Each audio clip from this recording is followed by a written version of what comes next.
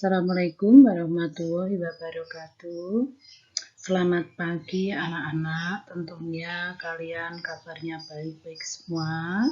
Dan paling senang karena pada hari ini kita pertama kali akan belajar. Walaupun pembelajaran kali ini di musim pandemi secara online.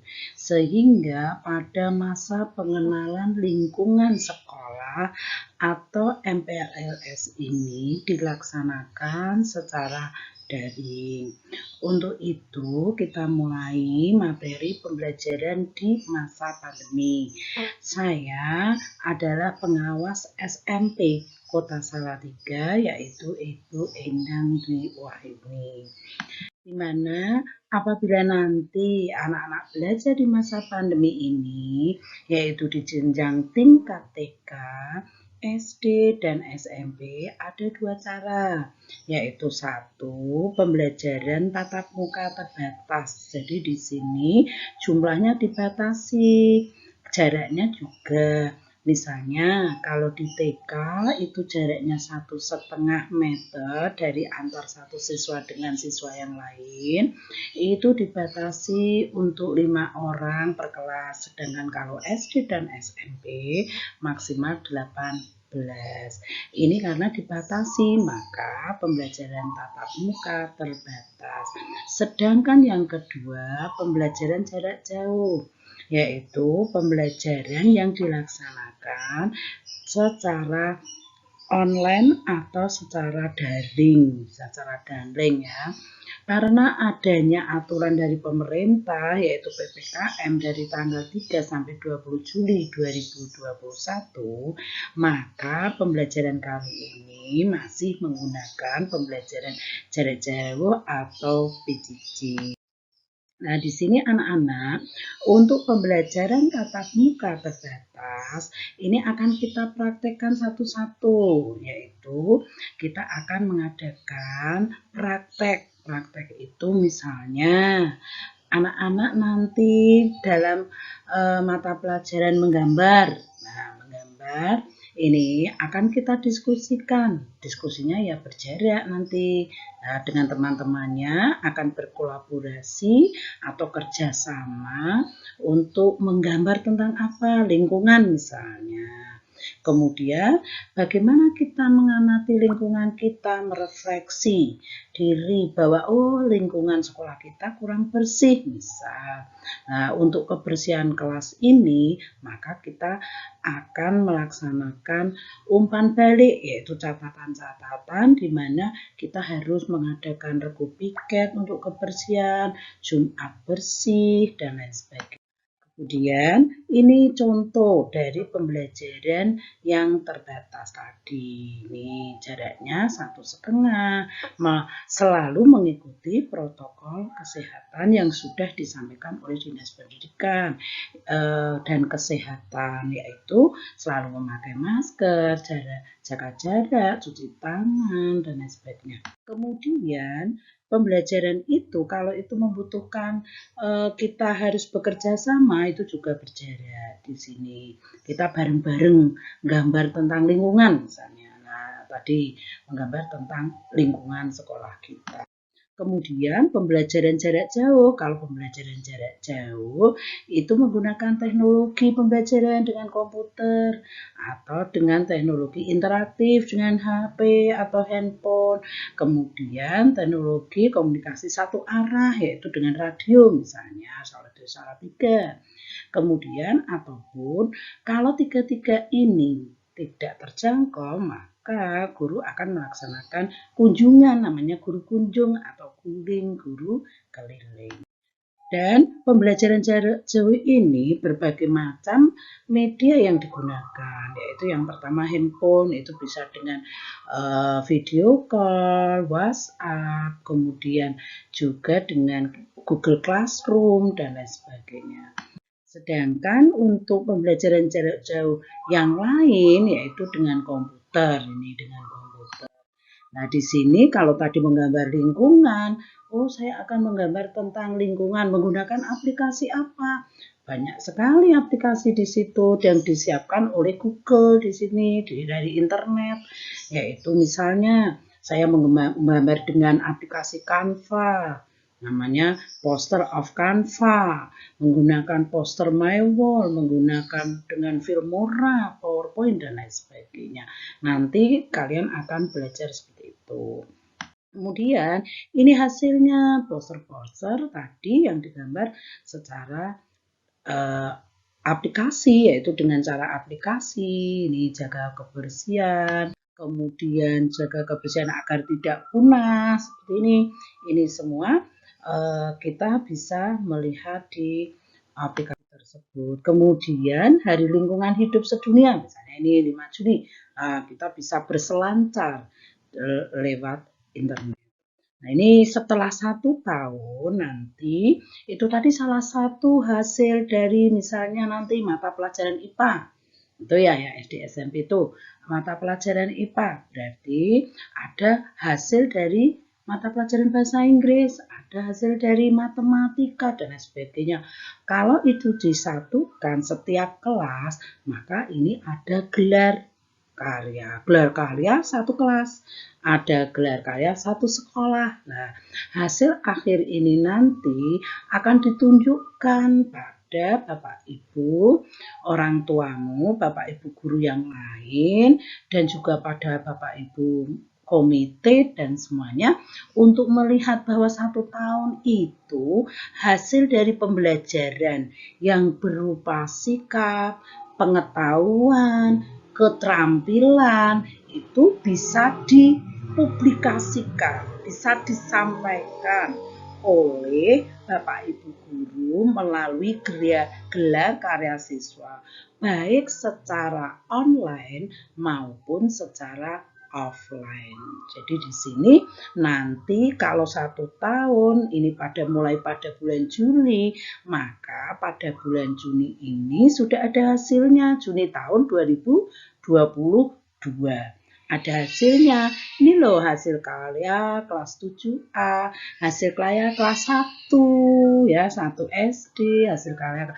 Nah, semua itu nanti ada di portofolio kalian masing-masing selama 1 tahun. Portofolio itu kumpulan dari hasil-hasil pembelajaran, yaitu berupa sikap, pengetahuan, keterampilan yang sudah dihasilkan selama 1 tahun. Jadi demikian anak-anakku semua untuk pengenalan pembelajaran di masa pandemi.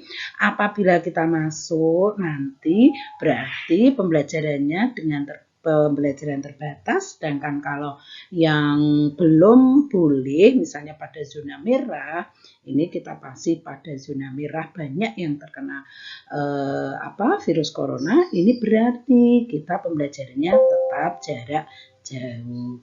Demikian, wassalamualaikum warahmatullahi wabarakatuh. Terima kasih.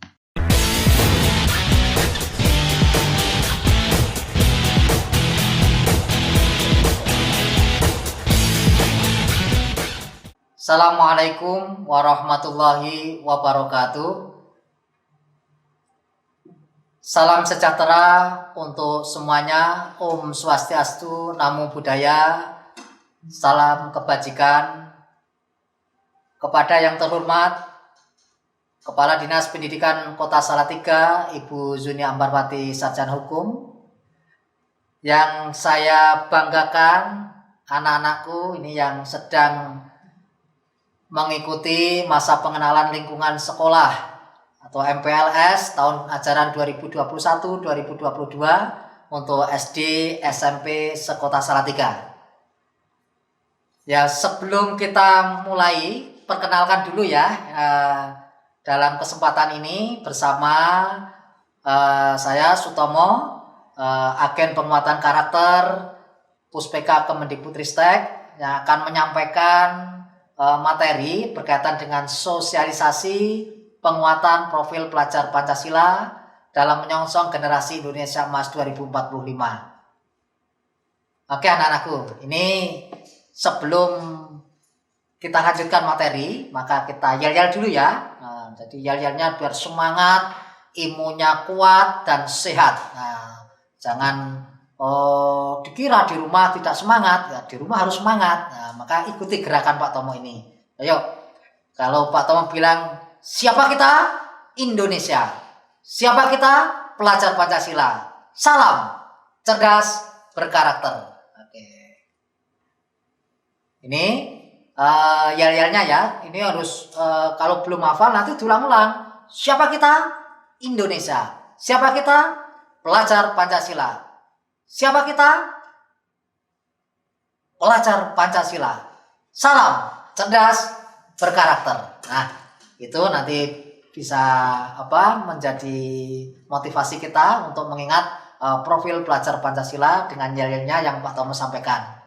Oke, kita akan belajar bersama berkaitan dengan apa itu profil pelajar Pancasila. Nah, ini anak-anakku, peserta daring MPLS SD dan SMP sekota Salatiga. Kita bersama yuk, pentingnya profil pelajar Pancasila. Nah, ini ada 6 karakter profil pelajar Pancasila. Yang pertama yaitu beriman, bertakwa kepada Tuhan Yang Maha Esa dan berakhlak mulia. Yang kedua, berkebinekaan global.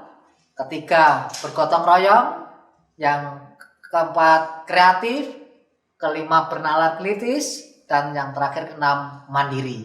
Nah, dari 6 karakter ini tentunya kita semangat untuk mempraktekkan, ya, untuk mengimplementasikan dalam kehidupan kita sehari-hari.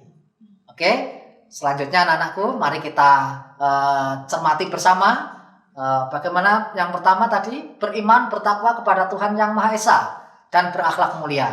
Nah, tentunya mari kita pahami bersama. Pelajar Indonesia yang berakhlak mulia adalah pelajar yang berakhlak dalam hubungannya dengan Tuhan Yang Maha Esa. Ia memahami ajaran agama dan kepercayaannya serta menerapkan pemahaman tersebut dalam kehidupan sehari-hari. Jadi elemen kuncinya bagaimana kita mewujudkan akhlak beragama, akhlak pribadi, akhlak kepada manusia, akhlak kepada alam, dan tentunya bagaimana kita berakhlak pada negara. Nah, selanjutnya, kita akan sampaikan contoh-contoh ini anak-anakku ya. Contoh-contoh bagaimana kita menjalankan beriman bertakwa kepada Tuhan Yang Maha Esa dan berakhlak mulia. Ini tentunya dalam kita beragama di Indonesia ini majmuk ya agamanya. Tentunya kita harus saling menghargai, saling menghormati dalam menjalankan melaksanakan ibadah dalam kehidupan bermasyarakat. Kita punya keyakinan, kita punya agama masing-masing dan kita harus saling menghormati dan menghargai. Ya, next selanjutnya. Ini berkebinekaan global ya. Tentunya ini kita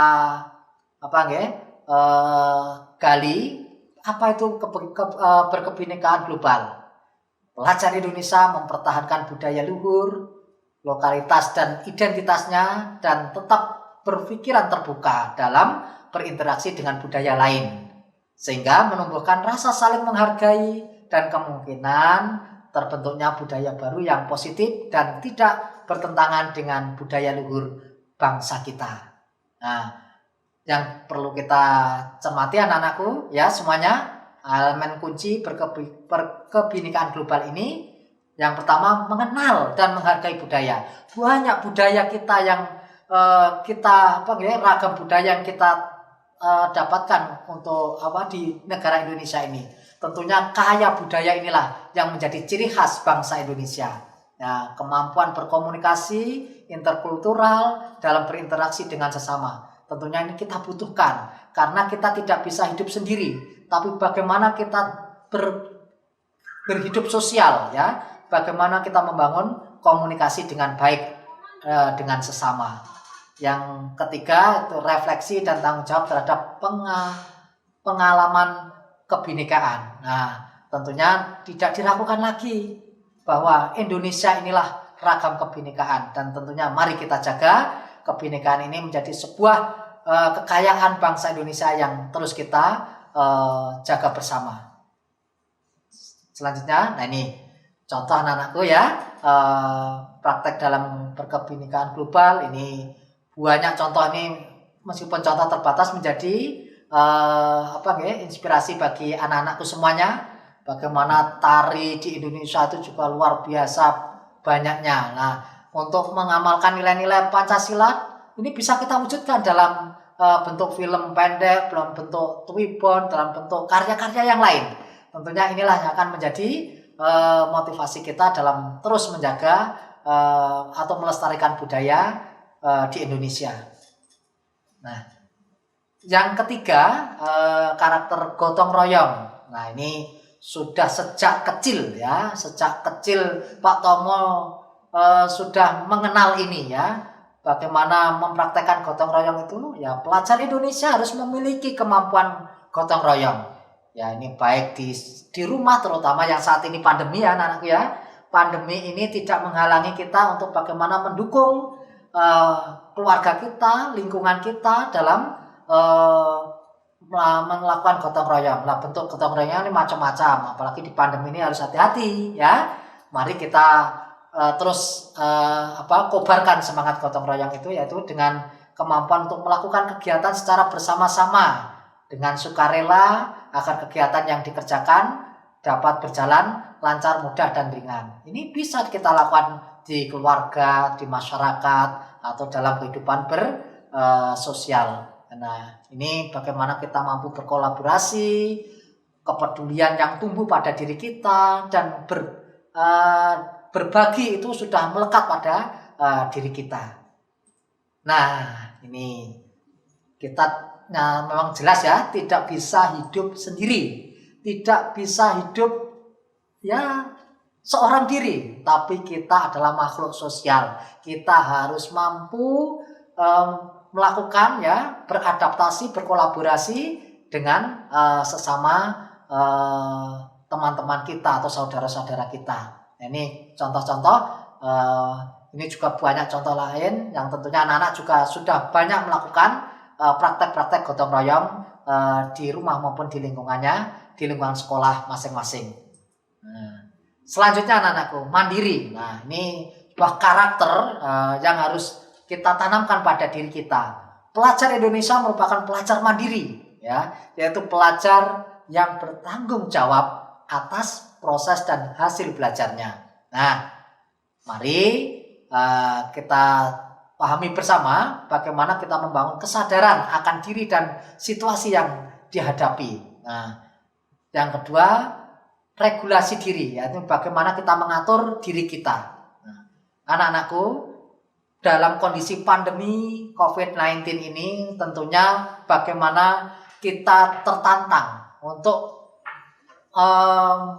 menanamkan pada diri kita siap untuk mandiri dan siap untuk melakukan yang terbaik untuk diri kita sendiri. Nah, tentunya mari kita ingin dalam proses belajar mengajar di masa pandemi yang tentunya antara ada yang daring, ada yang luring.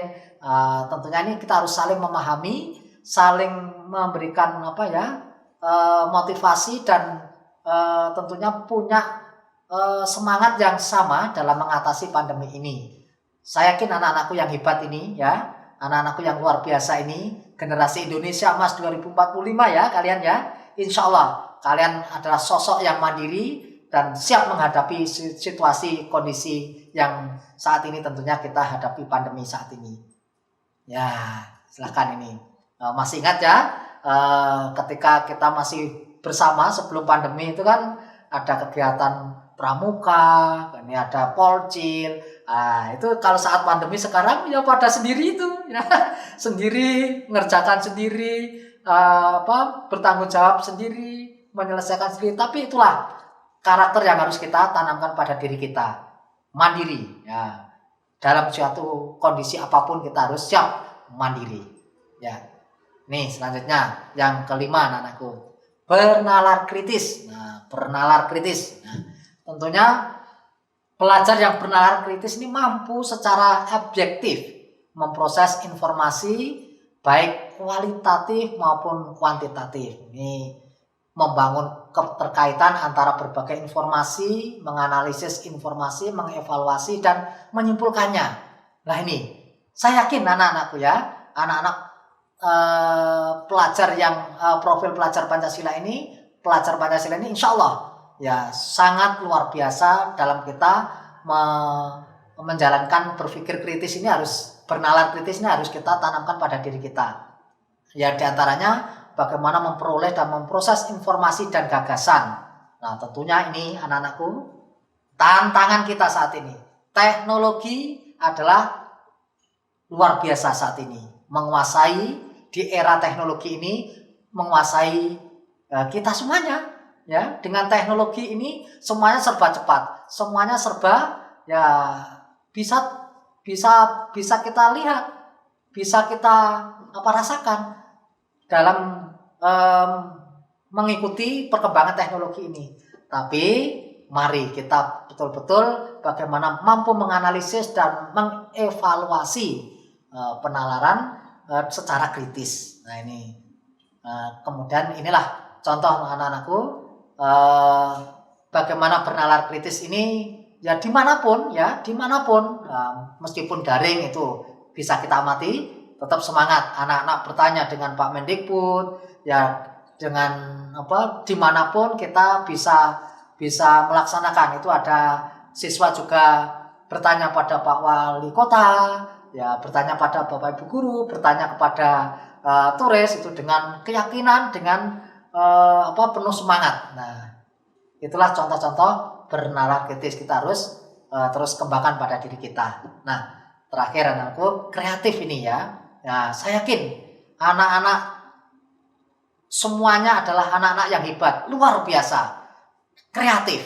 Nah, mari kita bersama-sama pelajar yang kreatif mampu memodifikasi dan menghasilkan sesuatu yang orisinil. Nah, saya yakin anak-anakku yang luar biasa ini mampu untuk menciptakan sesuatu yang positif, yang tentu punya makna, bermanfaat dan berdampak. Nah, ingat, kalian adalah generasi Indonesia Emas 2045. Tentunya dari sejak dini, sekarang ini, saat inilah kalian mempersiapkan diri bagaimana menghasilkan gagasan yang orisinil, ya, menghasilkan karya, tindakan yang orisinil. Oke. Jangan lupa ya, banyak bertanya, banyak karya, ya, banyak mencoba. Ya ini harus terus kita kembangkan anak-anakku. Jangan takut salah. Tapi mari kita terus mencoba dan mencoba. Insya Allah kalian akan menghasilkan sebuah karya yang tentunya akan bermanfaat dan berdampak pada bangsa kita ke depan. Nah, seperti ini anak-anakku. Nah, kemarin di masa pandemi menghasilkan hasil karya membuat pesawat, nah, kemudian membuat film, membuat karya-karya yang lain. Nah, next selanjutnya, nah seperti ini. Nah, ada membatik di rumah, kemudian berkarya, ya semuanya ini semua yang kita lakukan ini dalam upaya bagaimana kita mampu menghasilkan karya yang terbaik dan tentunya memberikan motivasi bagi kita untuk selanjutnya menjadi sebuah karya monumental untuk bangsa kita tercinta ini ya. Nah, anak-anakku semuanya, peserta MPLS SD SMP sekota Salatiga, tentunya Pak Tomo selaku agen penguatan karakter Puspeka Kemendikbudristek dari Jawa Tengah dan dari Salatiga yang mengajak kepada semuanya ya, bisa mengkampanyekan profil pelajar Pancasila dengan aksi dan karya. Ya tadi yang sudah Pak Tomo sampaikan di awal, tentunya inilah bisa melalui Twitter, bisa melalui karya-karya yang lain ya, bisa melalui tulisan ya. Mari Pak Tomo mengajak semuanya, mengajak anak-anakku yang hebat dan luar biasa SD dan SMP di Kota Salatiga untuk semangat mengkampanyekan profil pelajar Pancasila dengan aksi dan karya. Ini Ibu Kadinas juga dengan memberikan contoh ya, Twibonya semangat. Insya Allah ini yang bisa saya sampaikan anakku. Nanti suatu saat kita akan terus tiada henti mengkampanyekan profil pelajar Pancasila kepada seluruh siswa, masyarakat, dan jajaran pemerintah untuk Kota Salatiga untuk semuanya. Terima kasih, dari saya cukup sekian. Assalamualaikum warahmatullahi wabarakatuh. Terakhir dengan yel-yel lagi ya. Siapa kita? Indonesia. Siapa kita? Pelajar Pancasila. Siapa kita? Pelajar Pancasila. Salam cerdas berkarakter. Assalamualaikum warahmatullahi wabarakatuh.